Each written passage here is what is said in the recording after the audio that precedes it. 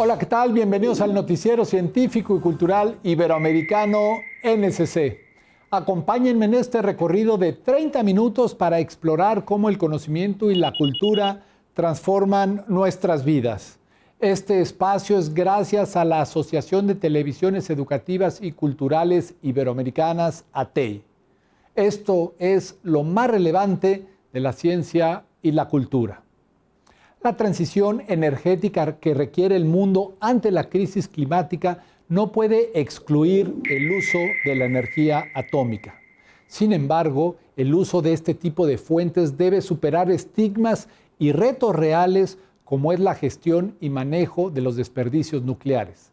En Finlandia, la solución se presenta así. ¿A quién le gustaría vivir al lado de un almacén nuclear? Bueno, a este chico, y como a él, a la mayoría de los otros 9.000 residentes de la ciudad de Eurajoki, en donde hay 3 reactores nucleares y pronto el primer depósito de almacenamiento permanente del mundo para desechos radiactivos de alto nivel. Obtenemos sus impuestos inmobiliarios, son alrededor de 20 millones por año. El alcalde de Eurajoki, Vesa Lakaniemi, dice que después de décadas de buenas relaciones y sin accidentes en la planta nuclear de Olkiluoto, llevaron a la comunidad a promover activamente el ser elegida para instalar el depósito de Onkalo. La instalación supone un cambio de paradigma en la industria de la energía nuclear porque los desechos se depositan tan profundo en la tierra que nunca será necesario moverlos. Para Lakaniemi es una ganancia para su pueblo, seguridad financiera a largo plazo. Hemos renovado nuestras escuelas y vamos a construir aquí un polideportivo por valor de 8 millones de euros. El impulso económico de la industria nuclear es bienvenido, pero aceptar los desechos nucleares requiere una profunda confianza en la experiencia y la autoridad, parte de los cimientos de la sociedad finlandesa. Gracias a eso y a la idoneidad única del lecho rocoso finlandés, este país está haciendo historia medio kilómetro bajo tierra. Cuando el lugar entre en funcionamiento en los próximos 2 años, el combustible nuclear gastado se transferirá a botes de acero y luego a cápsulas de cobre. Se bajará a estos túneles y se sellará para siempre. Por el momento, el sitio de Onkalo aún está en fase de prueba mientras los expertos ultiman los detalles de la eliminación permanente del combustible nuclear gastado. Con desechos radiactivos de tan alto nivel no hay lugar a errores. La geóloga Johanna Hansen dice que se están tomando todas las precauciones para garantizar que en un futuro lejano no haya ningún camino hacia la superficie. Así que esta instalación almacenará los barriles durante cientos de miles de años. Aunque el proyecto lleva ya casi 2 décadas de preparación, despierta un renovado interés en el extranjero. Esto se debe en parte a que el Parlamento Europeo designó la energía nuclear como un combustible verde, además del impulso en Europa para reducir la dependencia de Rusia como proveedor de energía mientras libra la guerra contra Ucrania. Así que Onkalo está recibiendo mucha atención en estos días, pero no solo de científicos y periodistas. 17.000 personas recorren las instalaciones de este centro interactivo al año. Pasi Touhima dirige las comunicaciones de la empresa responsable de Onkalo. Su objetivo es desmitificar el proceso de generación de energía nuclear. Mucha gente considera que la energía nuclear es buena, sí, pero luego tienes los residuos de combustible nuclear usado. Lo que estamos diciendo es que tenemos la solución para eso y es completamente segura. Touhima espera que más países europeos sigan el ejemplo ahora que necesitan reconsiderar cómo impulsar su futuro. La temperatura superficial promedio del océano es de 17 grados Celsius. Este fenómeno es indispensable para la existencia de la vida en nuestro planeta, pues los océanos regulan la temperatura de la Tierra y son también responsables de distribuir el calor. Ciencia en un 2x3 nos explica cómo sucede este fenómeno.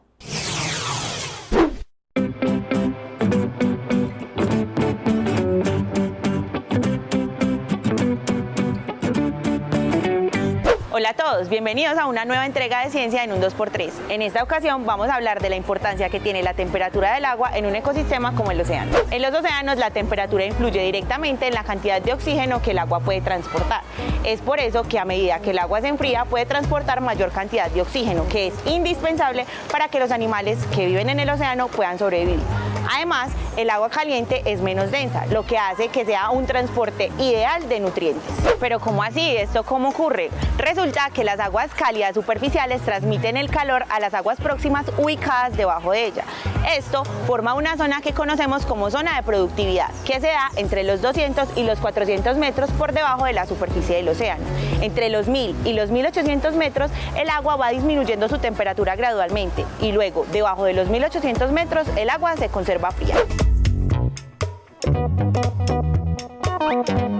Ahora vamos a ver cómo es que el agua caliente o las aguas más cálidas logran ubicarse en la superficie del océano. Para hacer este experimento necesitamos un vaso con agua muy fría y un vaso con agua caliente, un colorante y un trozo de acetato que cubra la boca del vaso. Para poder evidenciar cómo se mueve el agua caliente, vamos a colorearla con colorante vegetal o con el colorante que tengan disponible en casa. Ahora vamos a tomar el acetato y vamos a cubrir el vaso que tiene agua fría. Con mucho cuidado y con la ayuda de un adulto vamos a tomar el vaso de agua fría y lo vamos a ubicar sobre el vaso de agua caliente.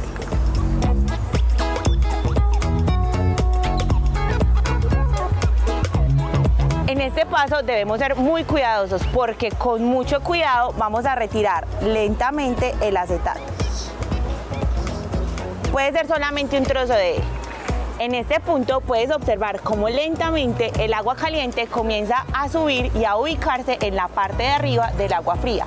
Asimismo se ubican las aguas cálidas en la zona superficial de los océanos. Ahora que aprendiste sobre la importancia que tiene la temperatura del agua en los océanos, te invitamos a que tomes decisiones responsables que contribuyan a la mitigación del cambio climático y que nos ayuden a conservar el delicado equilibrio de este ecosistema. Nos vemos en una próxima entrega de Ciencia en un 2x3. Argentina, tan famosa por su carne, su fútbol y sus grandes yacimientos paleontológicos. Un nuevo espécimen que habitó esa región suramericana hace 100 millones de años ha sido presentado a la comunidad científica. Los invito a conocerlo.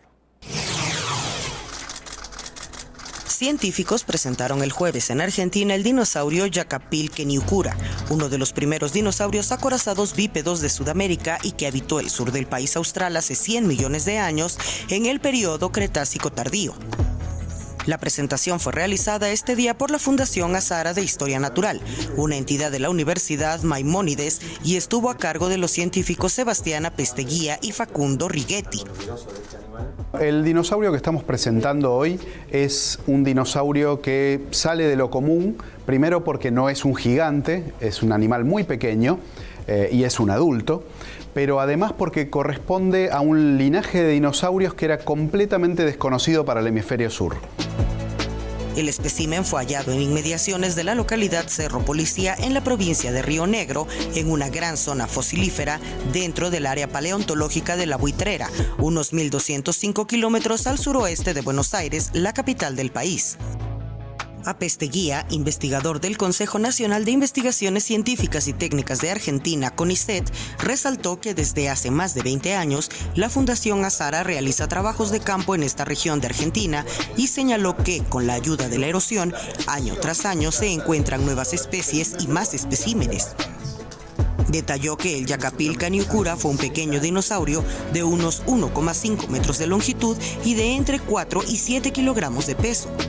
Agregó que pertenece al grupo de los tireóforos o dinosaurios acorazados, cuyo rasgo más distintivo es la presencia de varias hileras de huesos dérmicos asociados a la dermis de la piel en forma de escudos que protegían el cuello, lomo y cola del animal, similar a lo que ocurre en los cocodrilos actuales. El científico resaltó que los dinosaurios tireóforos fueron muy abundantes en el hemisferio norte, pero el registro fósil de este grupo en el hemisferio sur y más específicamente en Sudamérica es muy escaso. Con información de la oficina en Buenos Aires, Argentina, Noticias Xinhua.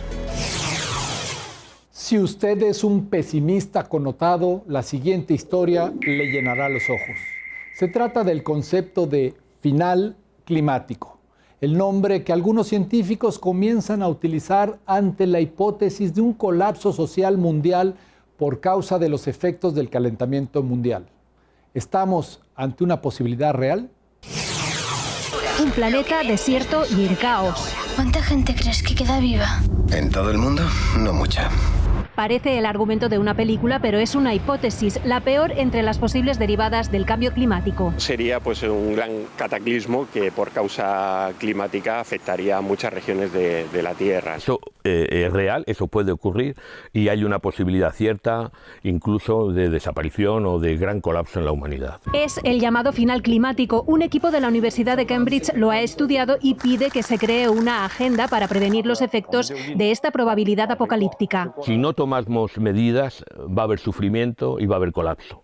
Si tomamos las medidas, también va a haber sufrimiento, porque se van a paralizar industrias, mucha gente se va a ir al paro. Otros científicos consideran que ponerse en lo peor provoca un excesivo pesimismo en la sociedad que puede hacernos dar por perdida la batalla. Yo creo que es más prudente analizar el cambio climático conforme vayan apareciendo los datos. En lo que sí coincide toda la sociedad científica es en que cuanto más tardemos en tomar medidas, peor será el escenario. En nuestro país, la agricultura y el turismo, que son las dos más sensibles a los efectos del cambio climático, tienen que empezar a trabajar para adaptarse a los efectos. Es muy probable que dentro de poco los ingleses a lo mejor ya no se les ocurra venir a Magaluf, porque podrán hacer lo mismo en las costas suyas, al lado de Londres. Los peor parados, una vez más, serán los países con pocos recursos. Sea como sea, es necesario no bajar la guardia para que esta hipótesis sea solo ficción. Esto es el noticiero científico y cultural iberoamericano NSC. Síganos en nuestra página web. Somos noticiasnsc.com.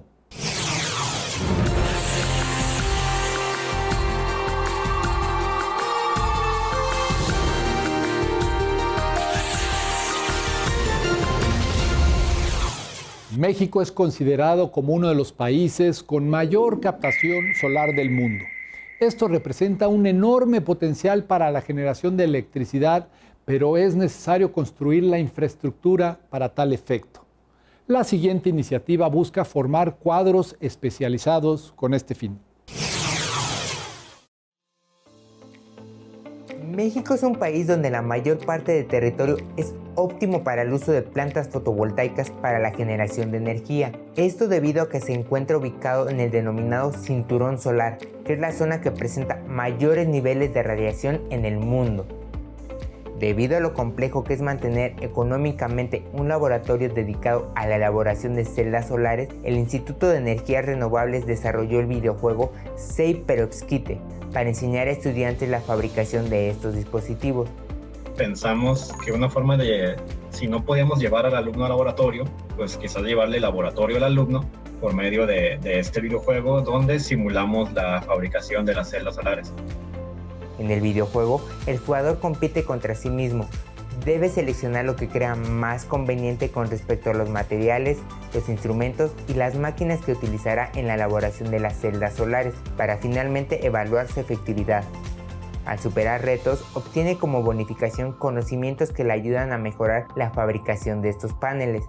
Todo esto con la presión de que su laboratorio se queda sin financiamiento. Entonces el reto del investigador del videojuego, del alumno, del jugador, vaya, es obtener resultados, fabricar celdas solares de alta eficiencia para atraer de nuevo la atención al laboratorio y que venga la inversión nuevamente y que así se pueda desarrollar el laboratorio, cosa que es muy parecido a la realidad. Todos estos datos fueron analizados, clasificados en las rutas de fabricación que realizan los estudiantes. O sea, si un estudiante en el videojuego prepara su celda solar como él guste, que el resultado que él obtenga esté basado en las celdas que fueron fabricadas en el laboratorio. Actualmente, SEI Perovskite es un prototipo, pero una vez que esté completamente terminado, se buscará que esté disponible con el propósito de ser utilizado como una herramienta didáctica en diversas instituciones educativas.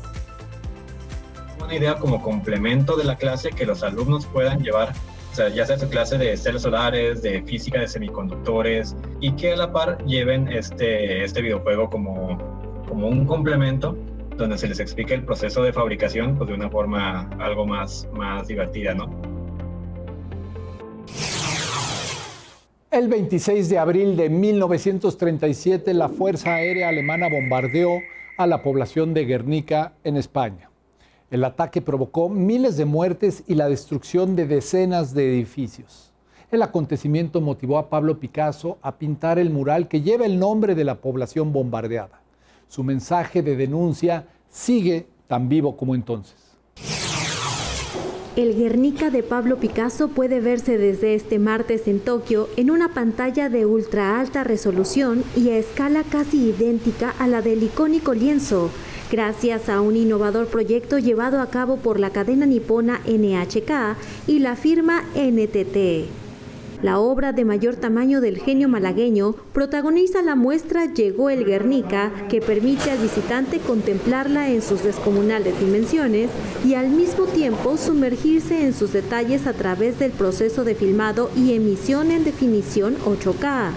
La cadena estatal NHK emplea esta tecnología de ultra alta resolución 8K para grabar activos culturales y obras de arte con el objetivo de transmitirlos para generaciones futuras, y también utilizó este estándar de imagen para retransmitir los Juegos Olímpicos de Tokio del año pasado.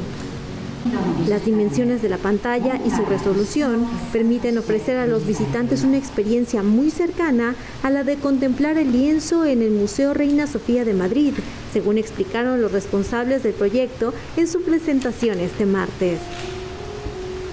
El Guernica fue pintado por Picasso en 1937, inspirado en los bombardeos durante la Guerra Civil Española sobre esa localidad vasca, y además de uno de los lienzos más famosos del mundo, es la principal atracción del Museo madrileño desde que fue trasladado ahí en 1992.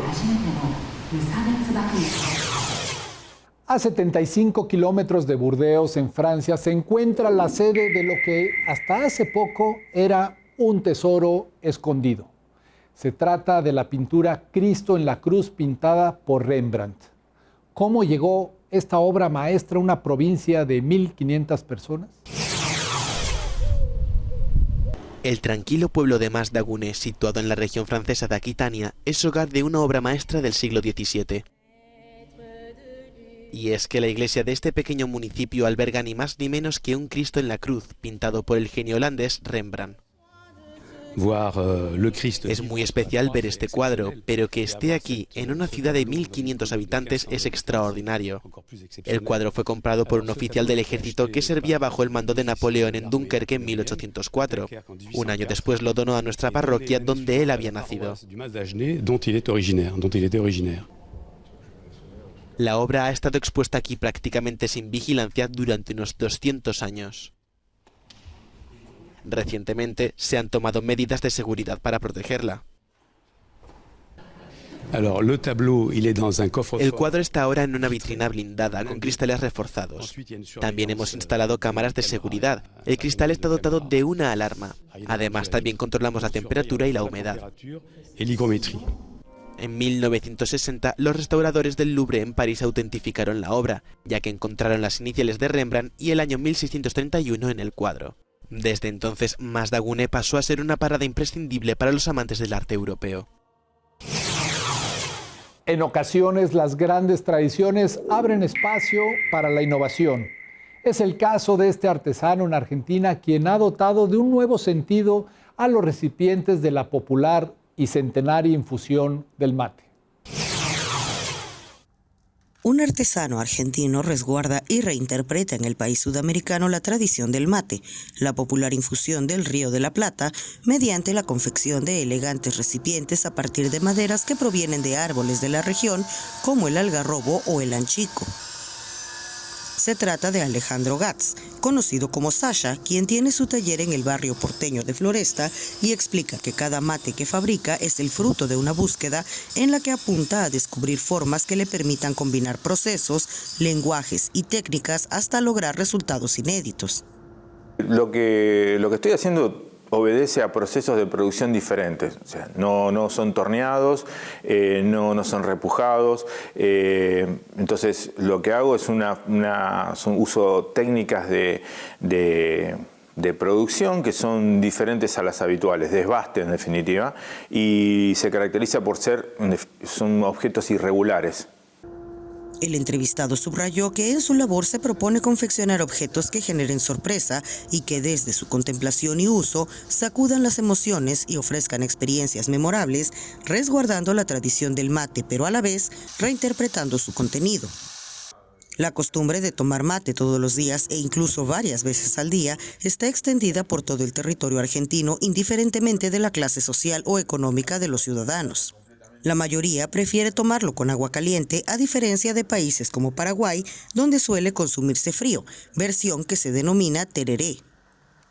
En Argentina el mate está presente en el 90% de los hogares y según el Instituto Nacional de la Yerba Mate, INYM, una persona ingiere un promedio de 110 litros de mate por año contra 30 litros de vino y 18 litros de agua mineral. Con información de la oficina en Buenos Aires, Argentina, Noticias Xinhua. Solamente 2 palacios góticos sobreviven en París y uno de ellos es el llamado Museo Cluny o Museo Nacional de la Edad Media. Un recinto espectacular que ha abierto sus puertas después de una intervención mayor para darle el realce merecido a su acervo histórico. El Museo de Cluny, único museo medieval de Francia, reabre al público este jueves con un recorrido cronológico más comprensible y accesible a las personas con movilidad reducida. La intensa renovación que requería el museo ha obligado a escalonar las obras para reducir al máximo el tiempo de cierre a los visitantes. El cambio, tal y como explica la directora del centro, Séverine Lepap, ha sido profundo y aparente. C'est une accessibilité à la fois physique et intellectuelle. L'idée était de pouvoir rendre effectivement le Moyen-Âge plus compréhensible. C'est une période longue, de plus de 1000 ans, souvent très méconnue ou fantasmée. Et nous souhaitions, par ce fil chronologique, rendre plus compréhensibles les grands changements, les grandes étapes artistiques qui le caractérisent. Pese a la espectacularidad del lugar, dentro del Hotel de Cluny, que albergó durante varios siglos a los monjes de la Orden de Cluny, el museo era un espacio mucho más lúgubre y desordenado de lo que resulta ahora. Los rojos, verdes y azules de los muros han sido sustituidos por un color crema para dar más importancia a las obras y al propio edificio, con sus techos góticos y sus vidrieras medievales restauradas.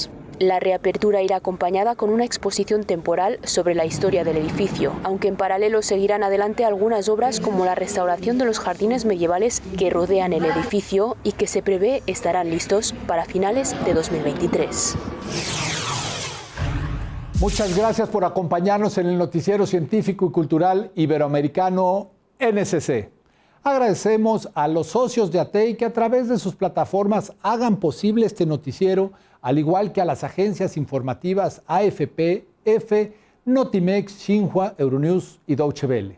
Soy Iván Carrillo, los invito a visitar nuestra página noticiasnsc.com y a utilizar nuestra aplicación.